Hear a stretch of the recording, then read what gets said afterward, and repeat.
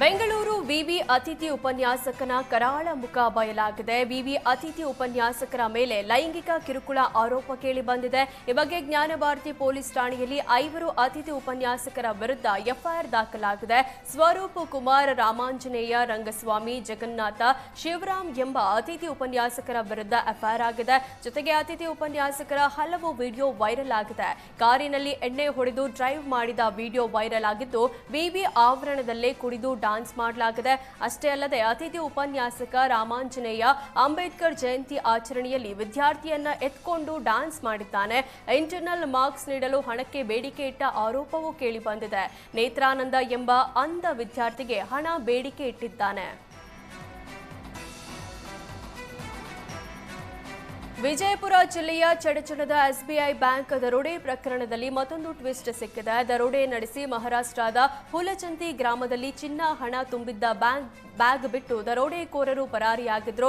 ಈ ವೇಳೆ ಹುಲಚಂತಿ ಗ್ರಾಮದ ಕೆಲವರು ಚಿನ್ನ, ಹಣ ಮನೆಗೆ ತೆಗೆದುಕೊಂಡು ಹೋಗಿದ್ರು. ಈಗ ಚಿನ್ನ, ಹಣವನ್ನ ಹುಲಚಂತಿ ಗ್ರಾಮಸ್ಥರು ವಾಪಸ್ ಕೊಟ್ಟಿದ್ದಾರೆ. ದರೋಡೆಕೋರ ವ್ಯಾನ್ ಬಿಟ್ಟು ಓಡುವಾಗ ವ್ಯಾನ್ನಲ್ಲಿದ್ದ ಲಕ್ಷಾಂತರ ರೂಪಾಯಿ ಹಣ ಹಾಗೂ ಚಿನ್ನದ ಸರಗಳನ್ನ ಹುಲಚಂತಿ ಗ್ರಾಮದ ಕೆಲವರು ಕೊಂಡೊಯ್ದಿದ್ರು. ನಿನ್ನೆ ಸಭೆ ಮಾಡಿದ ಪೊಲೀಸರು ಗ್ರಾಮಸ್ಥರಿಗೆ ಎಚ್ಚರಿಕೆ ಕೊಟ್ಟಿದ್ರು. ಈಗ ಒಬ್ಬೊಬ್ಬರಾಗಿ ಹಣ ವಾಪಸ್ ಮಾಡ್ತಿದ್ದಾರೆ.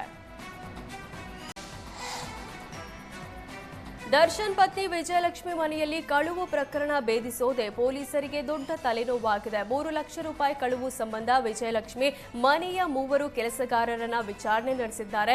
ವಿಚಾರಣೆ ವೇಳೆ ನಮಗೆ ಕಳ್ಳತನದ ಬಗ್ಗೆ ಮಾಹಿತಿ ಇಲ್ಲ ಅಂತ ತಿಳಿಸಿದ್ರು. ನಾವು ರೂಮ್ನೊಳಗೆ ಹೋದ್ರು, ಕಸ ಗುಡಿಸಿ ಮಾಪ್ ಹಾಕಿ ಬರ್ತೇವೆ. ವಾರ್ಡ್ರೋಬ್ ಮೇಲಿನ ವಸ್ತುಗಳನ್ನ ತೆಗೆದುಕೊಳ್ಳೋದಕ್ಕೆ ನಮಗಾಗಲ್ಲ. ಅವಶ್ಯಕತೆ ಇದ್ರೆ ಮನೆಯಲ್ಲಿ ಯಾರಿರ್ತಾರೆ ಅವರ ಸಹಾಯದಿಂದ ಚೇರ್ ಹಾಕಿಸ್ತೇವೆ. ಸುಮ್ಮನೆ ನಮ್ಮ ಮೇಲೆ ಆರೋಪ ಮಾಡಿದ್ದಾರೆಂದು ವಿಚಾರಣೆ ವೇಳೆ ಮನೆ ಕೆಲಸದವರು ತಮ್ಮ ಅಳಲು ತೋಡ್ಕೊಂಡಿದ್ದಾರೆ. ಇತ್ತ ದೂರಿಗೆ ಸಂಬಂಧಿಸಿದಂತೆ ವಿಜಯಲಕ್ಷ್ಮಿ ತನಿಖೆಗೆ ಸಹಕಾರ ಕೊಡ್ತಿಲ್ಲ. ಹೀಗಾಗಿ ಯಾವುದೇ ಕ್ಲೂ ಇಲ್ಲದೆ ಸಿಕೆ ಅಚ್ಚುಕಟ್ಟು ಪೊಲೀಸರು ತಲೆ ಕೆಡಿಸಿಕೊಂಡಿದ್ದಾರೆ. ಇನ್ನು ಕಳ್ಳತನದ ಆರೋಪ ಹೊತ್ತವರನ್ನ ವಿಚಾರಣೆ ಮಾಡಲಾಗಿದೆ. ಇನ್ನು ದೂರಿನಲ್ಲಿ ಕಳವಾದ ಅವಧಿಯಲ್ಲಿ ಕೆಲಸಗಾರರು ಹಾಗೂ ವಿಜಯಲಕ್ಷ್ಮಿಯ ಪುತ್ರ, ಆತನ ಸ್ನೇಹಿತರಿದ್ರು. ಅವರನ್ನ ವಿಚಾರಣೆ ಮಾಡಿದ್ರೆ ಏನಾದ್ರೂ ಸುಳಿವು ಸಿಗುತ್ತಾ ಅಂತ ಯೋಚಿಸಿದ್ದಾರೆ.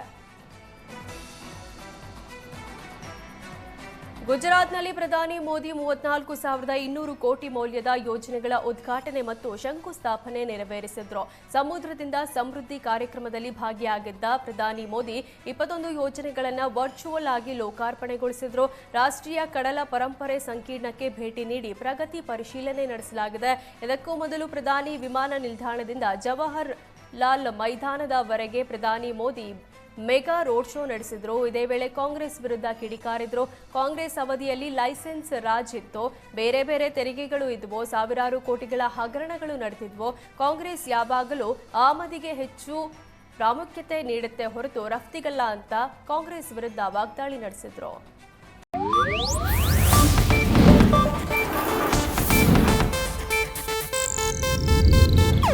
ಇದು ಏಷ್ಯಾನೆಟ್ ನ್ಯೂಸ್ ನೆಟ್ವರ್ಕ್ ಪ್ರಸ್ತುತಿ.